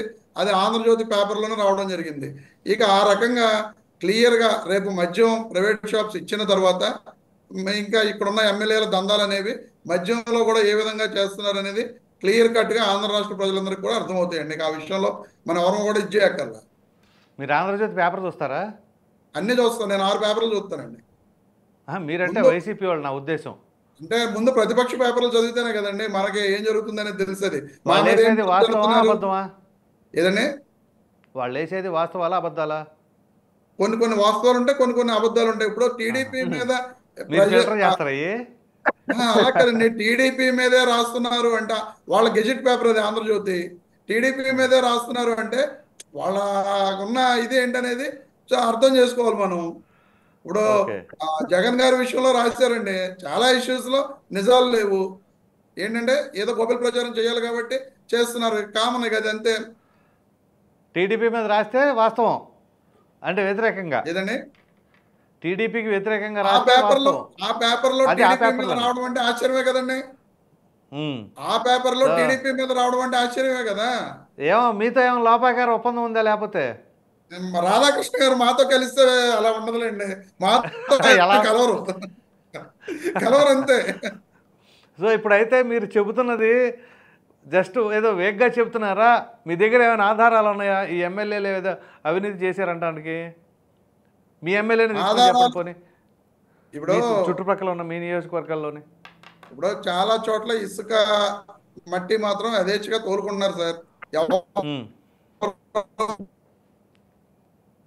కంప్లైంట్స్ చేసినా ఏం చేసినా ఎవరో పట్టించుకోవట్లా. కొన్ని చోట్ల ఇప్పుడు మా కాన్స్టిట్యున్సీలోనే ఇసుక తోలుతున్నారు, మట్టి తోలుకుంటున్నారు. ఇంకా అది కామన్. ఎందుకంటే ఏ ప్రభుత్వం ఉన్నా జరుగుతున్న విషయాల కింద ట్రీట్ చేస్తున్నారు తప్ప అధికారులు కూడా ఎవరో పట్టించుకోవట్లా. చాలా నియోజకవర్గాల్లో మేము డంప్ చేసిన ఇసుక మొత్తం వీళ్ళు వచ్చిన 2 నెలల్లోనే అయిపోయింది. అసలు ఇసుక ఏమైపోయిందో ఎవరికీ తెలియదు. మరి ఆ డంప్ చేసిన ఇసుక అమ్మడం కోసమే కదండి ఆ రోజున జగన్మోహన్ రెడ్డి గారి ప్రభుత్వం డంప్ చేసింది. కానీ ఈ రోజున ప్రభుత్వం వచ్చిన 40 రోజుల్లోనే మొత్తం ఇసుక అంతా అమ్మేసుకున్నారు. ఎవరి జోబుల్లోకి వెళ్ళిందండి ఆ ఇసుక అంతా? అయితే మీరు అధికారంలో ఉండగా మీ ఎమ్మెల్యేలు కూడా అలాగే చేశారా? ఏదండి? మీరు అధికారంలో ఉండగా మీ ఎమ్మెల్యేలు కూడా ఇదే విధానంలో దోచేశారా? జగన్మోహన్ రెడ్డి గారు అలా చేయనివ్వకపోవడం వల్లనే కదా ఎమ్మెల్యేల్లో అసంతృప్తి ఇదంతా కూడా. ఇప్పుడు ప్రజల అసంతృప్తి ఎందుకు ఉంది? ప్రజల అసంతృప్తి ఎందుకు వచ్చిందండి? ప్రసాద్ గారు పథకాల కన్నా రమేష్ గారు ఆయన చెప్పిన కూడా నేను మరి చాలా మాట్లాడాలి సార్. ఇంకా మీకు సబ్మిషన్ ఇస్తారంట. చెప్పండి సార్. నేషనల్ ట్రిబ్యునల్ మామూలుగా ఇసుక గతంలో తోముకున్న విధానానికి సుప్రీం న్యాయస్థానం ఒక కమిటీని వేసి దాని గురించి విచారించమంటే 13 జిల్లాల కలెక్టర్లు ఒకే వాక్యంతో సంతకాలు పెట్టి పంపించినందువల్ల ఇదేదో కుంభకోణం ఉంది అని చెప్పని వాళ్ళు ఒక ప్రత్యేక కమిటీని వేసిన తర్వాత ఇక్కడ 146 రీచ్లు కాదు 500 పైన రీచ్లు జరుగుతూ ఉన్నాయి. రమారమి 7 కోట్ల పైన, అంటే 7 కోట్ల టన్నుల పైన ఇసుకని డంపు చేశారు అని చెప్పని స్వయంగా సుప్రీంకోర్టుకి ఆ కమిటీ వాళ్ళు ఇచ్చిన రిపోర్ట్ అండి. మీరు నేను ఇచ్చింది అయితే కాదు, ఇది గత ప్రభుత్వంలో. గత ప్రభుత్వం 2014 నుంచి 2019 మధ్య ఇసుక వీటి మీద అవకతవకల మీద నేషనల్ గ్రీన్ ట్రిబ్యునల్ 100 కోట్లు ఫైన్ వేసిందండి చంద్రబాబు నాయుడు గారి ప్రభుత్వానికి. వాస్తవం మరి వాస్తవం అది అబద్ధమేం కాదండి. అది ఇప్పుడు బొలిశెట్టి వాస్తవం. సత్య గారు వేసారండి. వాస్తవం, దాంట్లో తప్పేం లేదు, వాస్తవం. అప్పుడు నిస్సందేహంగా రమేష్ గారు వాస్తవం అది. అలాగే మీరు బొలిశెట్టి సత్య గారు వేశారు, జనసేన పార్టీ ఆయన అది. ఒక్క నిమిషం అండి. విశ్లేషకులు గారు ఇందాడ ఈ ప్రభుత్వంలో ఈ గత 3 నెలల నుంచి ₹1 అప్పు కూడా చేయలేదని చెప్పి చెప్పడం జరిగింది. సుమారు 40,000 కోట్ల రూపాయల పైన అప్పు చేయడం జరిగింది సార్. ఆర్బీఐ నుంచి కానీ సెక్యూరిటీ బాండ్స్ వేలం వేసి కానీ 40,000 కోట్ల రూపాయల పైన అప్పు చేయడం జరిగింది. ఇప్పటి వరకు ఇచ్చింది పెన్షన్స్ తప్ప, జీతాలు సరిగ్గా ఇవ్వడం తప్ప ఏ ఒక్క పథకం అమలు చేయాల. మరి ఈ 40,000 కోట్ల రూపాయల పైన ఏమైపోతున్నాయి? నిన్నగాక మొన్న 3,000 కోట్లు అప్పు తీసుకోవడం జరిగింది మొన్న మంగళవారం. మీరేమో ₹1 కూడా అప్పు తీసుకోలేదు అని చెప్పి చెప్పడం జరుగుతుంది. అప్పు రౌండ్ అయిపోయింది కానీ ఇప్పుడు కాదు సార్, మరి ఆయన చెప్పిన దానికి గత ప్రభుత్వంలో సరే, అది 1 లైన్లో కోట్ చేసి ఇక్కడికి వచ్చేసేయండి. ₹1 కూడా అప్పు తీసుకోలేదని చెప్పి విశ్లేషకులు గారు చెప్తున్నారు. అది కరెక్ట్ గా ప్రజలకి తెలియాలి కదండి. చెప్పి సుమారు నాకు తెలిసి 49,000 కోట్ల రూపాయలు ఈ 106 రోజుల పరిపాలనలో చంద్రబాబు నాయుడు గారి ప్రభుత్వం అప్పు చేసిందండి. అది కూడా ఒకసారి మీరు తెలుసుకోవాలి సార్. అలాగే ఈ ఎమ్మెల్యేల గురించి చెప్పండి. అదే చెప్పాను కదా సార్, ఖచ్చితంగా చాలా నియోజకవర్గాల్లో అందరూ మనం చెడ్డోళ్ళని చెప్పి అనకూడదు. చాలా నియోజకవర్గాల్లో ప్రస్తుతానికైతే ఇసుక మీద, మట్టి మీద ఖచ్చితంగా ఈ దందాలు జరుగుతున్నాయి. అది ఏంటి అనేది ప్రభుత్వం చూసుకోవాలి. క్లియర్ గా చంద్రబాబు నాయుడు గారే చెప్పడం జరిగింది. చాలా ఎందుకు మన జేసీ ప్రభాకర్ రెడ్డి గారు, జేసీ అస్మిత్ రెడ్డి గారు వార కాన్స్టిట్యున్సీలోనే ఇసుక మీద జరుగుతున్న అరాచకాల గురించి సిఐ గారి మీద కూడా చాలా గొడవ చేయడం జరిగింది. ప్రభాకర్ రెడ్డి గారు డైరెక్ట్ గా చెప్పడం జరిగింది. చాలా చోట్ల ఇసుక అక్రమ రవాణా జరుగుతుందని చెప్పి కొల్లు రవీంద్ర గారు ప్రెస్ మీట్ పెట్టి ఇసుక విషయంలో మేము ఫెయిల్ అయ్యాం, దాని మీద ఇంకా మెరుగైన పాలసీ తీసుకొస్తాం అని చెప్పి చెప్పడం జరుగుతుంది. మీ హయాంలో ఎమ్మెల్యేలు ఎటువంటి అవినీతికి పాల్పడాలా అంతేనా మీరు చెప్పేది? అసలు పాల్పడడానికి అవకాశం లేదు సార్.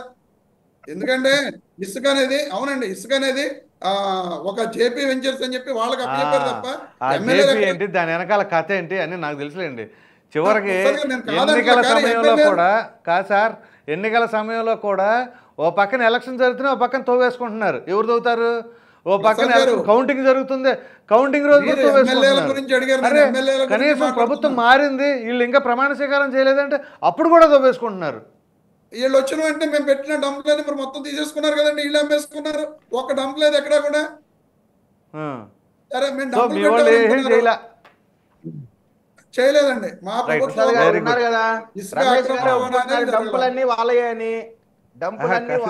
పెట్టింది ఎవరండి? ప్రభుత్వం తరపున అధికారులు పెట్టారు, మేము పెట్టలా. ప్రసాద్ గారు మీదేమైనా సబ్మిషన్ ఉందా?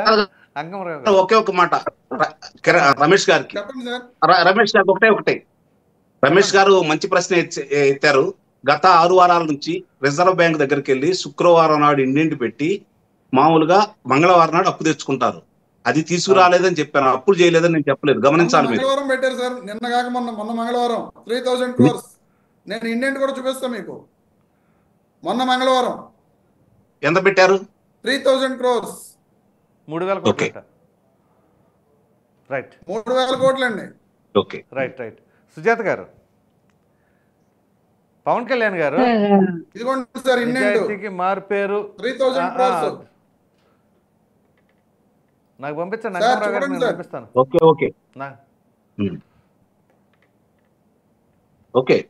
మంగళవారం పెట్టారండి. రైట్, అంటే 5 వారాలు పెట్టలేదు, 5 వారాలు పెట్టలేదు, 5 వారాలు పెట్టలేదు, ఈ వారం పెట్టారు. అది కూడా ఒకసారి క్రాస్ చెక్ చేయండి. 5 వారాలు 4 వారాలు సుమారు 49,000 కోట్లు అయి ఉంటదండి నాకు ఉన్న అవగాహన. అంటే వీళ్ళు చెప్తుంది ఏంటి అంటే ప్రతి మంగళవారం వెళ్ళట్లేదు అనేది, దానికి బ్రేక్ పడింది అనేది అంకమరావు గారి ఉద్దేశం. సుజాత గారు, పవన్ కళ్యాణ్ గారు ఆయన ఎప్పుడు స్వార్థపూరితంగా ఆలోచించే వ్యక్తి కూడా కాదు. అఫ్కోర్స్ మీకు తెలియదేం కాదు, ప్రతి ఒక్క ప్యానల్లో ఉన్న ప్రతి ఒక్కరికి తెలుసు. ఎందుకంటే ఆయనకు డబ్బులు దాచుకోవడం తెలియదు. సో దాచుకోవడం తెలియనివాడికి దోచుకోవడం తెలుసుద్ది. సో ఆయన మొన్న 6 కోట్ల రూపాయలు వరద బాధితులకు ఇచ్చారు. అఫ్కోర్స్ తెలంగాణ ప్రభుత్వానికి కూడా 1 కోటి రూపాయలు ఇచ్చారనుకోండి. అటువంటిది పవన్ కళ్యాణ్ గారి నాయకత్వంలో గెలుపొందిన ఎమ్మెల్యేలు ఏ విధంగా వ్యవహరిస్తున్నారు? మీ ఎమ్మెల్యేల్లో ఎవరైనా సరే అవినీతికి పాల్పడుతున్నట్లుగా మీకేమైనా సరే ఇన్ఫర్మేషన్ ఉందా? సార్ ప్రసాద్ గారు, ముందుగా నేను రమేష్ గారు అడిగిన ఒక 2-3 వాటికి సమాధానం చెప్పి మీ క్వశ్చన్ ఆన్సర్ అది ఫాస్ట్గా చేస్తానండి. చెప్పేసేయండి, 1 minute చెప్పేసి అసలు సరే మ్యాటర్ సార్. రమేష్ గారు అన్నారు జగన్మోహన్ రెడ్డి గారు 7 లక్షల కోట్లు అప్పులు మాత్రం మిగిలి ఉన్నాయని, అలాగే అటు నిర్మలా సీతారామన్ గారు చెప్పినవి కొన్ని లక్షల కోట్లే, మీరు చెప్పినట్టు 9 లక్షల కోట్లు 11 లక్షల కోట్లు కాదు అని.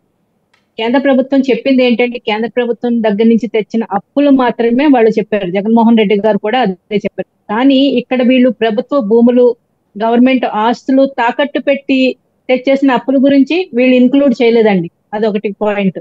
నెక్స్ట్, గత ప్రభుత్వం వచ్చిన 2 నెలల తర్వాత నుంచి 2 నెలలు కాదు సార్, సారీ, వచ్చిన 2019 లో వస్తే 2020 నుంచి వాళ్ళు ఇచ్చిన పథకాలన్నీ అమలు చేశారు. మరి కూటమి ప్రభుత్వం వచ్చి 6 నెలలు కూడా కాలేదు, అప్పుడే పథకాల గురించి అడుగుతున్నారు.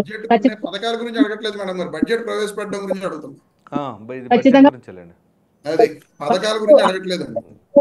ఫస్ట్ ఆంధ్రప్రదేశ్ లో ప్రజలందరూ కూడా ముందు శాంతి భద్రతలు ఎక్కడ సమస్య లేదు, లా అండ్ ఆర్డర్ అంతా ప్రశాంతంగా ఉంది. అలాగే ఉద్యోగులకి 1వ తారీఖు కల్లా జీతాలు వస్తున్నాయి, పెన్షన్లు వస్తున్నాయి, డొక్కా సీతమ్మ ఆహార పథకాలు ప్రవేశపెట్టారు, రైతులు డబ్బులు పడ్డాయి. ఏదైతే బేసిక్ నీడ్స్ ఫస్ట్ అయితే చేయాల్సిన ప్రయారిటీ ఉన్నాయో అవన్నీ చేసుకుంటూ వస్తున్నారు సార్. ఖచ్చితంగా మహిళలకి ఫ్రీ బస్ విషయంలో కూడా త్వరలో అమలు కాబోతుంది. దసరా నుంచి దసరా నవరాత్రుల్లో మేబీ అమలు చేస్తారని వార్తలు వింటున్నాం. ఖచ్చితంగా అన్ని అమలు చేస్తారు సార్, ఇందులో ఎటువంటి డోకా లేదు, మీరు కంగారు పడాల్సిన అవసరం లేదు. అలాగే గతంలో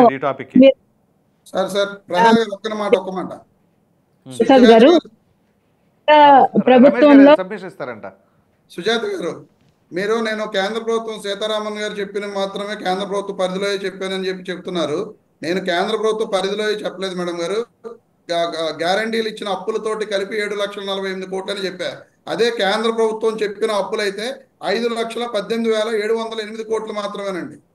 అంతే తప్ప నేను టోటల్ గా ఈ స్టేట్ యొక్క డెప్ట్ 7,48,000 కోట్లు మాత్రమే. అంతే తప్ప కేంద్ర ప్రభుత్వ పరిధిలో తీసుకుంటే 5,18,000 కోట్లే. అలాగే చంద్రబాబు నాయుడు గారి హయాంలో ఇచ్చిన గ్యారంటీలు కానీ, లేదా జగన్మోహన్ రెడ్డి గారు ఇచ్చిన ప్రభుత్వంలో ఇచ్చిన గ్యారంటీలు కానీ నేను క్లియర్ గా చెప్తానండి. దానికి కూడా నేను మేము అబద్ధం చెప్పినట్టుగా చెప్తున్నారు. నేను అబద్ధం చెప్పలేదండి. కేంద్ర ప్రభుత్వం చెప్పిన లెక్కల ప్రకారం స్టేట్ బడ్జెట్ అయితే, అదే డెప్ట్ అప్పు అయితే 5,18,708 కోట్లు మాత్రమే. అదే గ్యారంటీస్ ఇచ్చినవి కానీ, కార్పొరేషన్ల ద్వారా తెచ్చిన అప్పులు కానీ ఇవన్నీ కలుపుకుంటే 7,48,000 కోట్లు. రమేష్ గారు అయిపోతే నేను చెప్తాను, చెప్పండి. సో ఆ లెక్క చెప్తారు కానీ ఇప్పుడు నాకు ఎమ్మెల్యేల విషయం చెప్పండి కొంచెం. కార్పొరేషన్ దగ్గర తాకట్టు పెట్టిన డబ్బులు చెప్పట్లేదు సార్. అలాగే మన ప్రభుత్వ ఆస్తులు తాకట్టు పెట్టి తెచ్చిన డబ్బుల గురించి చెప్పట్లేదు. మద్యపానం మీద రాబోయే 25 ఏళ్లకి వచ్చే డబ్బులను కూడా వీళ్ళు హామీగా పెట్టి తెచ్చిన డబ్బులు చెప్పట్లేదు. ఇవన్నీ అప్పులు ఇంక్లూడ్ చేయకుండా మీరు మస్కూల్సి మారేడుకాయ చేయాలని, ప్రజల్ని ఇంకా మోసం చేయాలని అనుకోవద్దు ప్లీజ్. ఇంకొక విషయం, గత ప్రభుత్వంలో వాళ్ళు ఎమ్మెల్యేలు శుద్ధపూసలు, అసలు సత్య హరిశ్చంద్ర కజిన్ బ్రదర్స్ అన్నట్టు రమేష్ గారు వెంకటేశ్వరరావు చాలా విచిత్రంగా ఉందండి. ప్రతి మంత్రి మీరు ప్రజలు ఆల్రెడీ నిర్ణయించారు ఎవరేం చేశారు అనేది. సో ఇప్పుడు మీ ఎమ్మెల్యేల పరిస్థితి ఏంటి సార్? ఈ కూటమి ప్రభుత్వంలో ఖచ్చితంగా పవన్ కళ్యాణ్ గారు, చంద్రబాబు నాయుడు గారు, అలాగే నారా లోకేష్ గారు నేతృత్వంలో ఎవరు అవినీతి చేస్తున్నారని చిన్న రిపోర్ట్ ఇచ్చినా మీరు ఇవ్వండి. మీరు ప్రతిపక్షంలో ఉన్నారు కదా, ప్రతిపక్ష హోదా లేకపోయినా ప్రతిపక్ష పాత్ర వహించడం లేదు. మీరు ఎక్కడ అవినీతి జరిగిందన్నా మీరు ఆధారాలతో సహా ఇవ్వండి. ఖచ్చితంగా వాళ్ళ మీద చర్యలు తీసుకోకుండా వారిని వెనకేసుకొచ్చి వీళ్ళు సామాన్యుడు, మంచివాడు, సౌమ్యుడు అని చెప్పి మేము ప్రజల ముందుకు తీసుకొచ్చి అబద్ధాలు చెప్పం సార్. ఖచ్చితంగా అలాంటి ఏమైనా మీ దృష్టికి వస్తే ఖచ్చితంగా చర్యలు తీసుకుంటారు. మీరు ఇదేం లేదు సార్, ప్రస్తుతానికి మా దగ్గరికి ఏమో మా ఎమ్మెల్యే నుంచి అలాగే ఎమ్మెల్యే దగ్గర నుంచి ప్రసాద్ గారు నా దృష్టికి వచ్చింది, నేను అందుకే అడుగుతుంది. నా దృష్టిలో ఉన్నాయి. కంగారు పడ రమేష్ గారు ఖచ్చితంగా పడవచ్చులేండి, నేను చెప్తా. నేనే చెప్తాను. చెప్పండి సుజాత గారు, చెప్పండి. అదే గత ప్రభుత్వం లాగా మరి మీరు జోగి రమేష్ ని చెప్పమంటారా, లేదంటే పేరు నాని గురించి చెప్పమంటారా, కొడాలి చెప్పమంటారా? ఒక్క నిమిషం రమేష్ గారు, వాళ్ళని ఆల్రెడీ 5 సంవత్సరాల పాటు 5 సంవత్సరాలు దాదాపుగా 4 సంవత్సరాలు వాళ్ళని వాయించేసాం. ఇక మా ఎక్కడ వదలం మనం. సో వాళ్ళకి సంబంధించిన వ్యవహారం అంతా కూడా ప్రజల ముందు పెట్టేశా. సో ప్రజల నుంచి తీర్పు కూడా వచ్చేసింది. సో ఇప్పుడు ఆ పరిస్థితి కనుక మీరు చేస్తే మీకు కూడా అదే పరిస్థితి వస్తుంది. ముందే చెప్తున్నా, దృష్టిలో కొన్ని పేర్లు ఉన్నాయి, జరుగుతున్నాయి మీ ఎమ్మెల్యేల్లో కూడా. ఒకసారి కొంచెం మీరు గమనిస్తే మంచిది.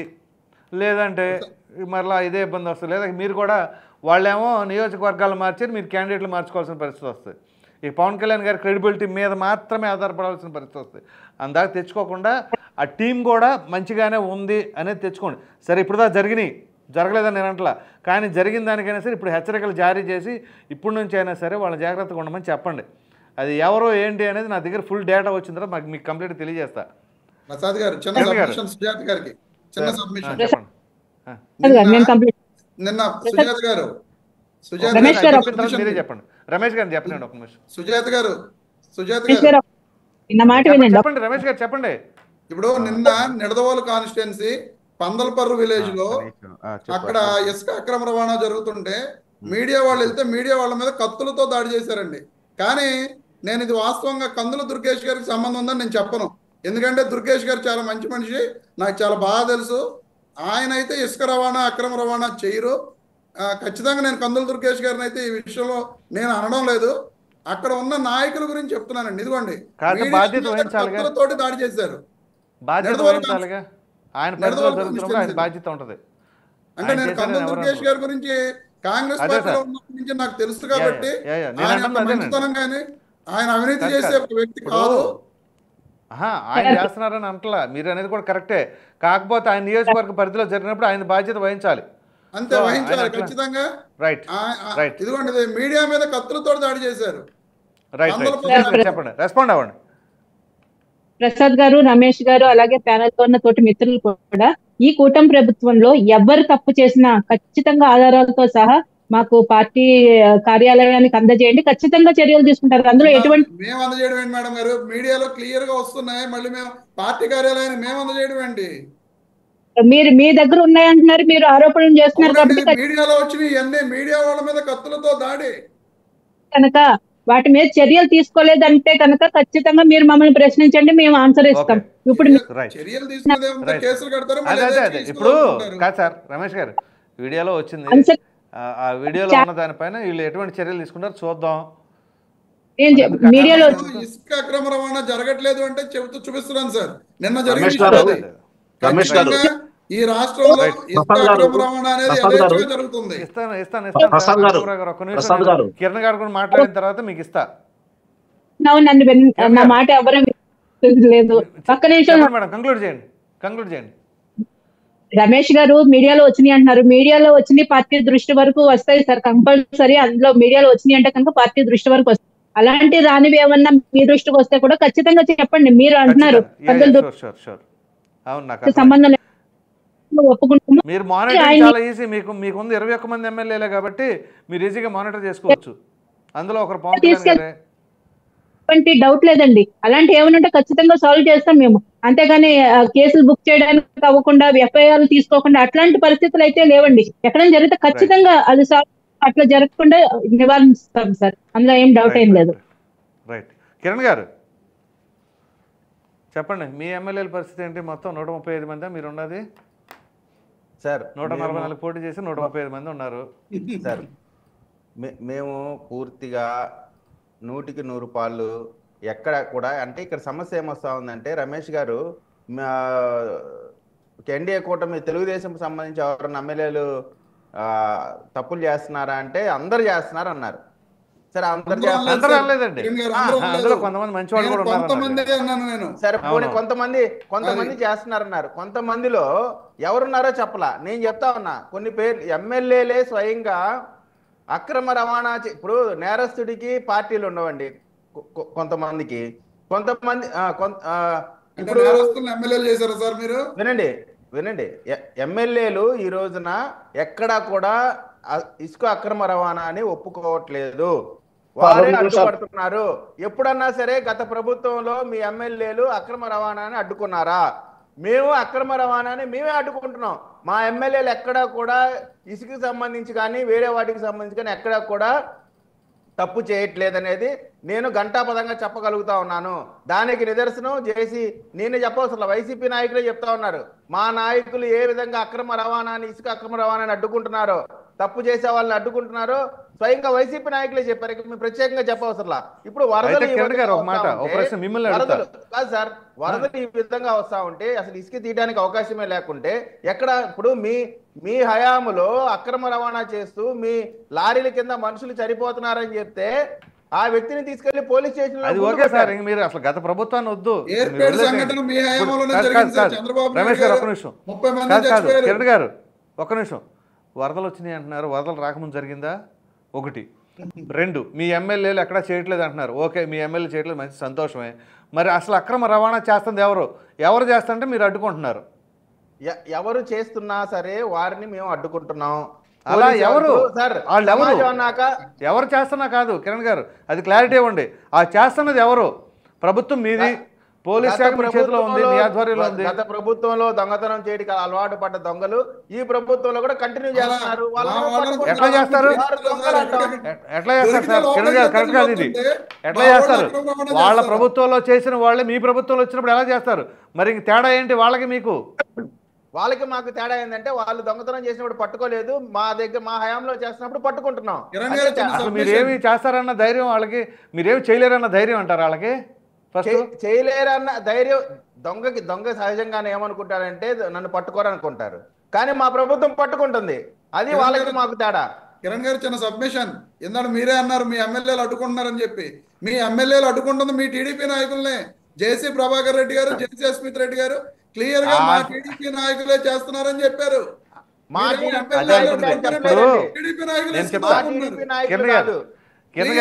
పార్టీ లైన్ లోనే కాదు రమేష్ గారు, కొన్ని ఇబ్బందులు ఉంటాయండి పార్టీ లైన్ లో ఉంటాయి, మీరు అర్థం చేసుకోండి. ఇబ్బంది లేదు. ఇప్పుడు ఏ పార్టీ అయినా సమస్య ఏంటంటే కాదండి, ఎమ్మెల్యేలు ఎవరైనా కొత్తగా ఎమ్మెల్యేలు అయిన వాళ్ళు ఉన్నారు, కొత్తగా మినిస్టర్లు అయిన వాళ్ళు ఉన్నారు. అయితే ఎప్పటి నుంచో హవా నడిపిస్తున్న వాళ్ళు ఉంటారు. మా బాబు గారు వచ్చారు అని చెప్పేసి. సో ఇప్పుడు పరిస్థితి ఏంటి, మనం ఏ పరిస్థితుల్లో వచ్చాం ఏంటి అవన్నీ ప్రక్కన పెట్టేస్తారు. ఇదే బాబు గారు జైల్లో ఉన్నప్పుడు పలకరించిన వాళ్ళు ఎవరు లేరు, ఎవరి కాళ్ళు తలుపులు వేసుకుని ఇంట్లో ఉన్నారు. కానీ ఇవాళ అధికారం వచ్చిన తర్వాత మా బాబు గారు అంట చుట్టూ చేరుతూ ఉంటారు. చూడండి, అది పార్టీకే డ్యామేజ్ అవుతూ ఉంటుంది. సో అది కొంచెం మీరు క్రాస్ చెక్ చేసుకోండి. ఇప్పుడు వాళ్ళు ఏంటంటే మా బాబు గారు వచ్చారని చెప్పేసి జెండాలు కట్టేసుకొని ఇసుక రీచుల దగ్గరను ఆ గ్రావెల్ దగ్గర మైన్స్ దగ్గర ఉన్నారనుకోండి, ఇంక తేడా బ్యాచ్ అంటారా? ఏమండి ఖద్దర్ చొక్కా బ్యాచ్ వస్తుంది అంటారా? ఖద్దర్ చొక్కానో మొత్తం బ్యాచ్ తోలేస్తుంది. అది చూసుకోండి కిరణ్ గారు.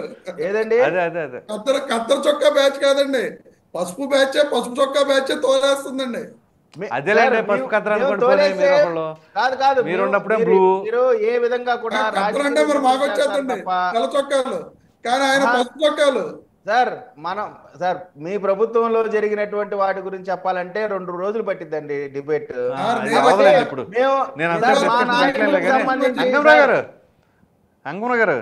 సార్ మా చెప్పండి సార్, చివరిగా నేను ఒక మాట. ప్రసాద్ గారు ఒక మాట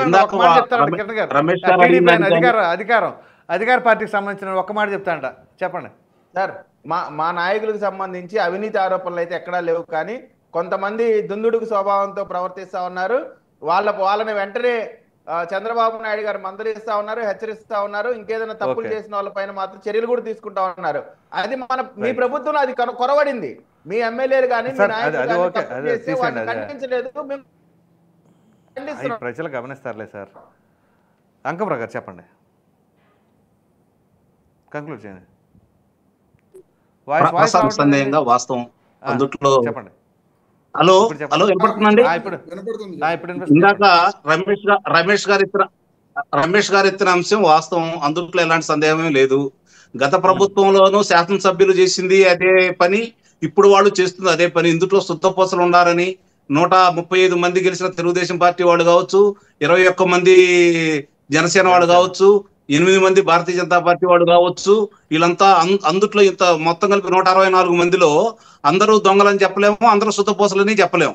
వాస్తవంగా జరుగుతున్న మాట వాస్తవం. అందు మాత్రం ఎవరు ఇది ప్రతి రాజకీయ పార్టీల వాళ్ళు అధికారం కోల్పోయిన తర్వాత అధికారంలో ఉన్న వాళ్ళు విమర్శిస్తూనే ఉంటారు.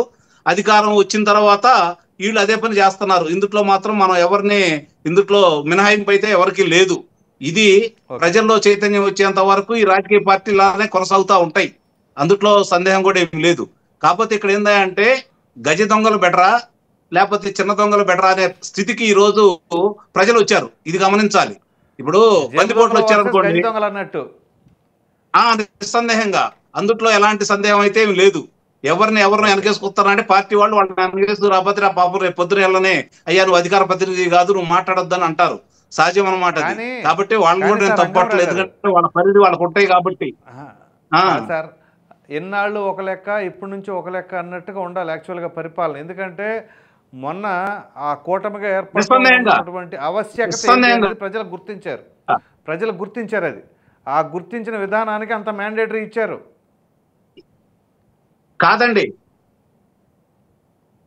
ఇందాక నేను ఒక మాట అన్నాను, నేను కొనసాగిద్దామంటే మీరు ఆపేశారు. ప్రజలు మమ్మల్ని ఎందుకు మమేకం చెయ్యాలి అని అనుకుంటున్నారు అంటే అక్కడ అంతకు ముందు గతంలో చేసింది ఇప్పుడు చేసింది వాళ్ళు చూడడానికి సిద్ధంగా ఉన్నారు. ఎక్కడ దోపిడీ జరిగింది, ఎక్కడ సహజ వనరులు దోపిడీ జరిగింది, ఎక్కడ ఇసుక ఇలా చేశారు, ఎక్కడ భూ కబ్జాలు చేశారు, ఎక్కడ ఏం చేశారని చెప్పడానికి ప్రజలు సిద్ధంగా ఉన్నారు. వాళ్ళని గనక తీసుకొని వస్తే ఇప్పుడు వీళ్ళ భావోతాలన్నీ బయటకు వస్తాయి. ఆ పార్టీ ఈ పార్టీ లేదనండి. ఈ రోజు వాళ్ళ మీద ఇప్పుడు ఇందాక ఆయన ఒక మాట చెప్పాడు, దోపిడీదారులందరూ ఒకటే పార్టీ. ఇది గుర్తుపెట్టుకోండి, అధికార పార్టీ. నిస్సందేహంగా చెబుతున్నాను. ఇప్పుడు అధికారం ఉంటే వాళ్ళ దగ్గరికి వీళ్ళు ఎందుకు వచ్చి చేరతారు? గతంలో చేసిన దోపిడీలను కాపాడుకోవడం కోసం, మళ్ళీ దోపిడీ చేయడం కోసం మాత్రమే వస్తున్నారు వాళ్ళు. ప్రజల కోసం ఏమైనా వస్తున్నారా? రావట్లేదు కదా. ప్రజా సమస్యల మీద ఏమైనా పోరాడుతున్నారా కదా. కాబట్టి ఇందాక రమేష్ గారు చెప్పింది దానికి నేను అందుకే ఏకోపిస్తున్నానని అంది. జరుగుతున్నాయి మాత్రం వాస్తవం. దాన్ని ఈరోజు సరిదిద్దుకోలేకపోతే చాలా ఇబ్బందులు పడే మాట కూడా వాస్తవం. ఒక పవన్ కళ్యాణ్ గారు, ఒక చంద్రబాబు నాయుడు గారు, ఒక లోకేష్ బాబు లేకపోతే పురంధేశ్వరి గారు దీన్ని అదుపులో చేస్తారని అయితే నేనైతే భావించటం లేదు. ప్రజల్లో చైతన్యం రావాలి, వచ్చిన నాయకుల్లో చైతన్యం రావాలి. మీలాంటి వాళ్ళు చెప్పినా మాలాంటి వాళ్ళు మాట్లాడినా, ఇందాక అన్నారు రమేష్ గారు, వాస్తవమే. నేను ఈ వారం చూడడం మాట వాస్తవమే. కాబట్టి నా పొరపాటు నేను ఒప్పుకుంటున్నా. గత 5 వారాలు చూసుకుంటా ఉన్నాను, 5 వారాల్లో లేదు కాబట్టి ఉదాహరించడం జరిగింది. ఇప్పుడు ఏంటి అంటే ఒక నిమిషం రమేష్ గారు, మీరు చెప్పినట్టుగా మీరు పొరపాటు అని అనట్లేదు సార్, మీరు తెలిసి ఉండకపోవచ్చు అన్న. లేదు ఆయన అదేదండి అంటే పెద్దవాళ్ళు నేను చెబుతున్నాను రమేష్ గారు, ఎప్పుడైనా గుర్తుపెట్టుకోండి.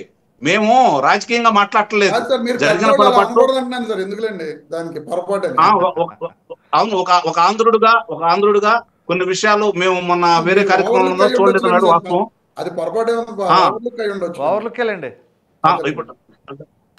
ఇప్పుడు ప్రజలు కోరుకున్న ప్రసాద్ గారు పరిపాలన మార్పు వచ్చింది. 151 నుంచి వాళ్ళకి 11 స్థానాలు, 23 స్థానాల నుంచి 164 స్థానాలు ప్రజలు ఇచ్చింది. ఏంటంటే గత ప్రభుత్వంలో జరిగిన అవకతవకలు ఏదన్నా ఉంటే వీళ్ళు కొనసాగించకుండా మంచి పరిపాలన ఇస్తారు, మా అందరికీ మేలు జరుగుతాయి, అవినీతి జరగకుండా ఉంటాయి, దానికి 1000 కళ్ళతోటి కాపాడతాము, ఎక్కడున్నా సరే చీల్చి చెండాడతామని చెప్పారు చంద్రబాబు నాయుడు గారు, పవన్ కళ్యాణ్ గారు, లోకేష్ బాబు గారు చెప్పారు. కాబట్టి ప్రజలు విశ్వసించారు. ఆ విశ్వాసాన్ని కాపాడుకోవాల్సిన బాధ్యత అయితే మాత్రం ఈ కూటమి ప్రభుత్వం మీద ఉంది. ఇప్పుడు వైసీపీ రమేష్ గారు మాట్లాడారని మేడమో లేకపోతే కిరణ్ గారు మాట్లాడాల్సిన విషయాల గురించి నేను ప్రస్తావించట్లేదు. అది వాళ్ళ పార్టీ పరిధిలో వాళ్ళు మాట్లాడతారు, వాళ్ళని కూడా నేను తప్పట్లేదు. కానీ ప్రజలను చైతన్యపరిచే భాగంగా ఇప్పుడు జరిగినట్టుగా ఏ డిబేట్ అయినా సరే ఆహ్లాదకరంగా వాస్తవాలు మాట్లాడుకునే విధంగా అంతరాయాలు లేకుండా మన అభిప్రాయాలు చెప్పి ఎదుటాల గొంతులు నొక్కుకోకుండా కనుక ఇలాగ మాట్లాడుకుంటా ఉంటే నిస్సందేహంగా ప్రజల మధ్యకి వెళ్తాయి వాస్తవాలు. ఇలా జరగాలి నిస్సందేహంగా. ఈ ముగ్గురు కూడా నేను అభినందిస్తున్నా.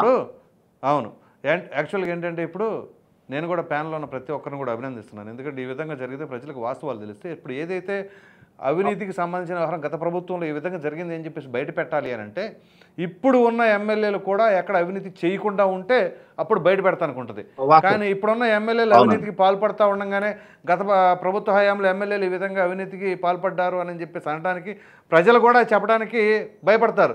ఎందుకంటే వీళ్ళు చేస్తున్నారు కదా, వెళ్తే ఏదైనా ఒకటి నోరు కట్టేస్తారు, నొక్కేస్తారు అని చెప్పేసి అనిపిస్తూ ఉంటుంది. సో ధన్యవాదాలండి చర్చలో పాల్గొన్నందుకు. సుజాత గారు జనసేన పార్టీ అధికార ప్రతినిధి, విజయకిరణ్ గారు తెలుగుదేశం పార్టీ అధికార ప్రతినిధి, అలాగే కార్మంచి రమేష్ గారు వైసీపీ అధికార ప్రతినిధి, అలాగే అంకమరావు గారు రాజకీయ విశ్లేషకులు. అందరికీ ధన్యవాదాలండి. నమస్కారం, మళ్ళీ రేపు కలుద్దాం.